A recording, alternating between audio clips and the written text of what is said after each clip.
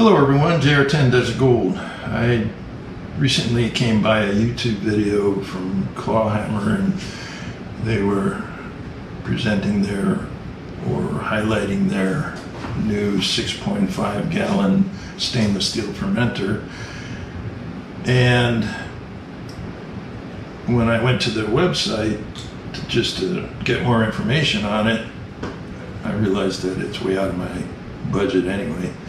At $400 just for the keg, and then you've got to get other accessories, and it just dawned on me while I've got a couple of 2.5 gallon kegs, stainless steel, I began wondering why I couldn't just alter them to become pressure fermenters and servers. So I ordered some CARB stone lids, one for each of them, and we're going to touch on how it benefits to use these CARB stone lids if you want to speed up your carbonation of a given beer. I like the idea of these smaller kegs. They call them mini kegs, I guess. The difference is negligible as far as what you're getting, other than it's smaller. Years ago I used to do the 5 gallon kegs, and they were a pain in the butt in my opinion, because they're just, harder to clean, they're harder to maneuver, and I just didn't care for them. And plus, although I like to drink beer, 5 gallons for one person. My wife hates beer, so it's me, myself, and I, and the three of us can't consume 5 gallons in a short period of time, so you have this beer going on and on and on, whatever. The thing is that I like with the smaller kegs is that I could have an IPA in this one and an ale in this one, or whatever you want to, a lager and an IPA. You get a variety and you're not giving up that much in volume.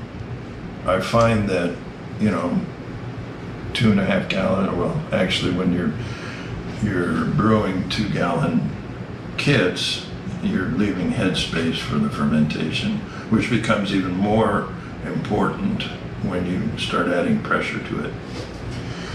So this is my approach to seeing if I could duplicate what I see on Clawhammer's website and see if I can do it a little bit cheaper. Well, first of all, 2 gallon, the 2.5 gallon keg is $100 on Amazon. The 2.6 gallon, believe it or not, was $82 on Amazon. So it's not 6 gallons, I give you that, but it's not $400 either. If you're going to use this as a serving keg, this draw tube is not going to work too well. So I just would get rid of it, and that's what I'm doing. I take out the draw tube. Some people will cut off an inch or so of that and be done with it, but I wasn't interested in that. I like the idea of this floating filter, and it draws from the top at all the time that you're drawing beer, and as the beer level drops, so does the filter. But this float sits on top of the beer. So what you get in the kit is this, and the tube that came with it is longer because they're giving you enough for a 5-gallon keg. And you also get a replacement for the draw tube. And all you do is you put that in there, like that, and then you attach this from the inside. That kind of spooked me a little bit at the beginning because, as you know, I have a lot of tremors, and having to fish my big fat hand in the hole, which is standard size for horning kegs, and then try to get this pushed onto the stub kind of intimidated me. But while I was waiting for some other parts to arrive, decided to try it on the other one. And here's the carb stone for this one, and so that you can see that it worked out really well. And it sits about an inch above the bottom, so it stays out of the tube even when it's drained out to its max. So again, the advantage to these carb lids, carb stone lids, I guess you'd call them, and these you can get on Amazon also, and I have no financial interest in recommending these other than the fact that they work and they're inexpensive. The Faraday lid runs, I believe, about $24, and you get everything and you're ready to go. Okay, so it was about 6 days ago that I did the video on brewing 2 different beers at the same time. This one is the Hop Prophecy by More Beer, and this one is the Fresh Press, also by More Beer. Both of them are IPAs. The Hop Prophecy is a double IPA, so it's the last time I checked, the ABV was at 12%. Well, this one is sitting around 7%. Today is transfer day, and hopefully this will be the last time I'll be using these Mr. Beer fermenters, because I've gone a new direction, and I'll show you that after we get this transfer started. So let's get that going.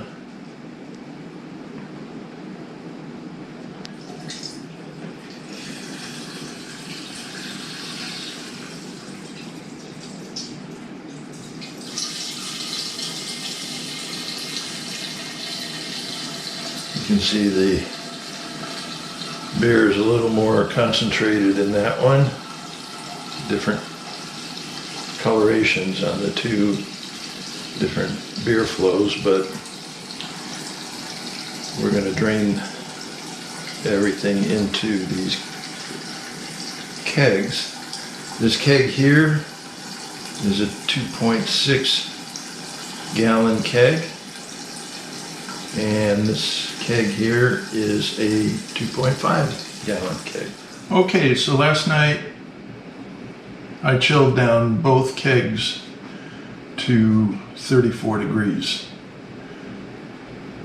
That way the beer inside was nice and chilled, which would help the absorption of CO2. So in testing the next step, since these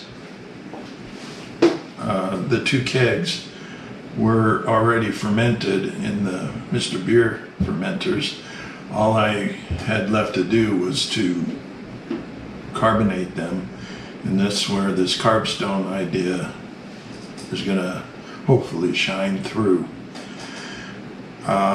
So what I did, as I said, is I chilled the kegs down to 34 degrees, and then I put them in the kegerator and set each CARB stone pressure to 5 to 6 psi.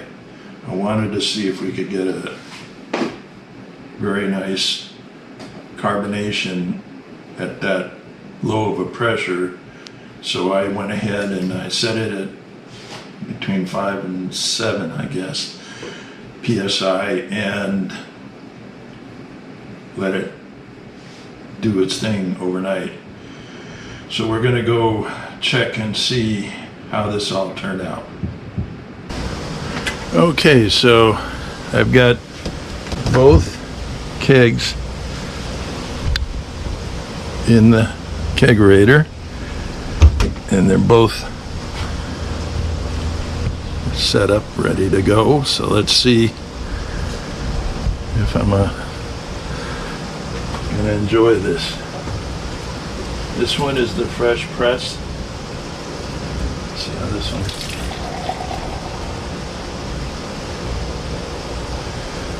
Yeah, it's carbonated.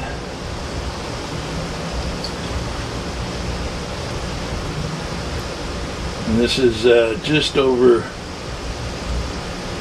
8 hours, maybe 9 hours, and it's pretty much fully carbonated. The beer is nice and clear.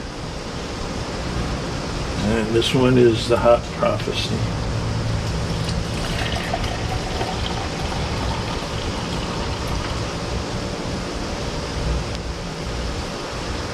Both of them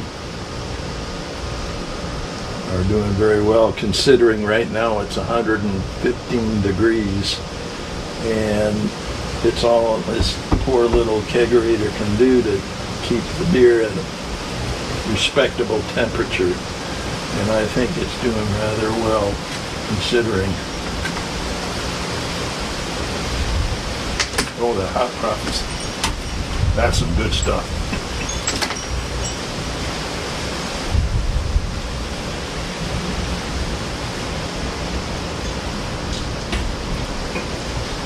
Perfect. They're both IPAs, as I mentioned earlier.